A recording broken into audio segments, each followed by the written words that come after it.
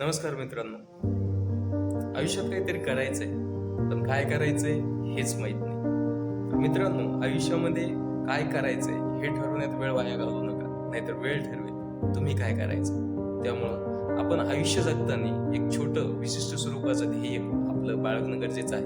नाहीतर ते जीवन, ते आयुष्य हे दिशाहीन आणि अर्थहीन असं समजले जातं. म्हणून आयुष्यामध्ये प्रत्येकाने एक छोटंसं ध्येय बाळगायला हवं. आणि ध्येय बाळगताना एक 2-3 गोष्टी आपण लक्षात ठेवणं गरजेचं आहे. नंबर 1, जे आपण ध्येय ठेवणार आहोत ते विशिष्ट स्वरूपाचं ध्येय असावं. नाहीतर ध्येय ठरवायचं म्हणजे माझ्या मनात काहीतरी आलंय आणि ते मला करायचंय म्हणून ते माझं ध्येय होईल असं मुळीच नाही.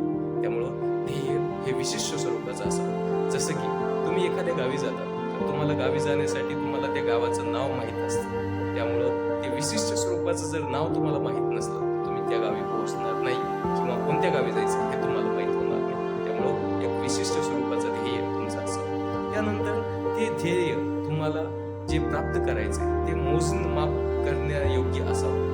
म्हणजे की त्याला मिळवण्यासाठी तुम्हाला किती किलोमीटरचा प्रवास करावा लागणार आहे, त्यासाठी किती वेळ लागणार आहे आणि त्यासाठी किती खर्च येणार आहे, ह्या गोष्टी आपल्याला खूप महत्त्वाच्या असतात कुठल्याही ध्येय ठरवण्यासाठी. म्हणून आयुष्याचं सार्थक करण्यासाठी एक छोटंसं ध्येय जरूर बाळगा मित्रांनो.